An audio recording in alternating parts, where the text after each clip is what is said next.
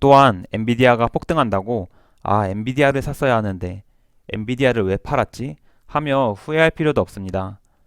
지금 엔비디아가 역사적 신고가를 돌파하며 폭등하니까 모두가 엔비디아만 주목하고 있지만 시장의 유동성은 계속해서 시장을 순환하고 엔비디아가 조정을 보일 때면 테슬라, 구글, 마소, 애플 등 다른 빅테크 기업들이 강한 모습을 보일 것입니다. 안녕하세요. 투자를 기록하는 구호개미입니다. 수요일 미국 증시는 부채 한도에 대한 우려가 커져 장 초반 마이너스 1% 넘게 하락했지만 장중에 5월 FOMC 회의록이 발표되고 나서는 하락폭을 줄였습니다. 이렇게 수요일은 화요일에 이어 추가적인 조정이 나오며 나스닥이 마이너스 0.6%, S&P 500 마이너스 0.74% 하락하며 마감했지만 장 마감 후에 엔비디아가 어닝 서프라이즈를 발표하며 폭등했고 나스닥 선물지수가 1% 넘게 급등하고 있습니다.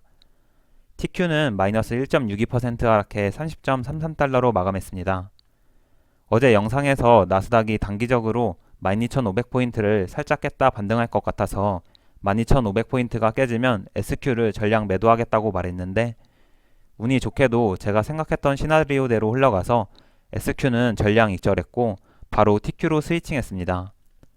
결과적으로 단기 계좌에서는 채권과 주식 모두 롱 포지션을 취해 TMF와 TQ를 보유하고 있습니다.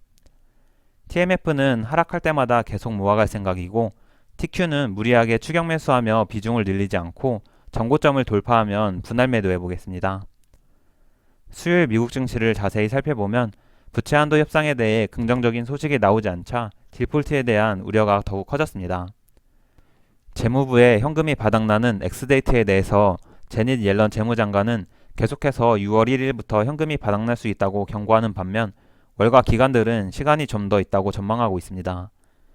대부분의 기관들이 6월 둘째 주까지는 여유가 있다고 전망하고 있어 이번 주 안에 부채 한도 협상이 타결되지 않을 수도 있을 것 같습니다.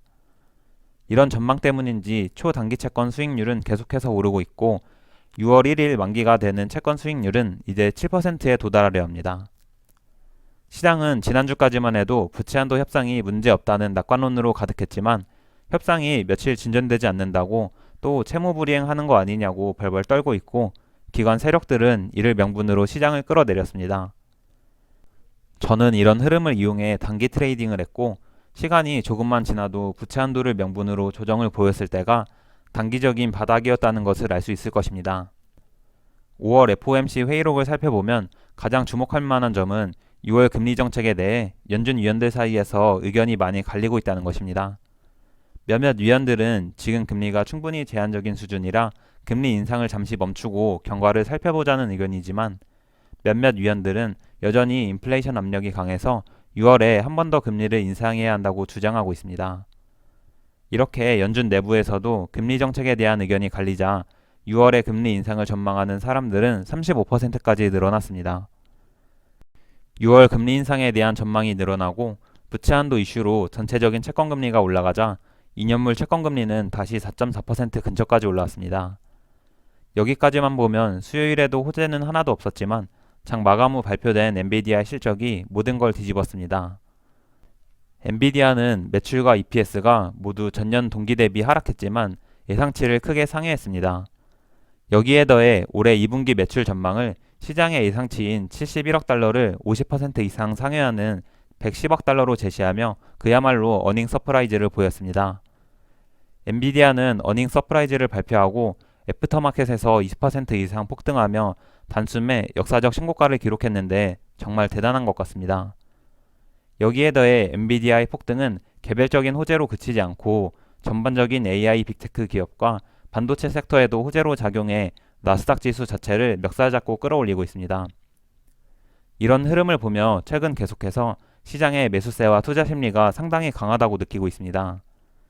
이제 오늘 밤 실업수당 청구 건수를 시작으로 금요일 PCE 물가지수를 비롯한 각종 경제지표가 발표되고 이에 따라 채권과 주식 모두 변동성을 키울 것입니다. 경제지표뿐만 아니라 부채 한도 문제가 여전히 남아있지만 미국 증시는 변동성을 보이면서도 우상향을 계속 이어갈 거라 생각합니다. 증시가 변동성을 보이면서 계좌가 양전됐다 음전되고 20-30%까지 수익을 받다 다시 본전까지 내려오는 현상이 비일비재하게 발생할 텐데 충분한 시간이 지나면 장기 투자자들의 계좌가 대부분 큰 수익 구간에 진입할 수 있다고 생각합니다.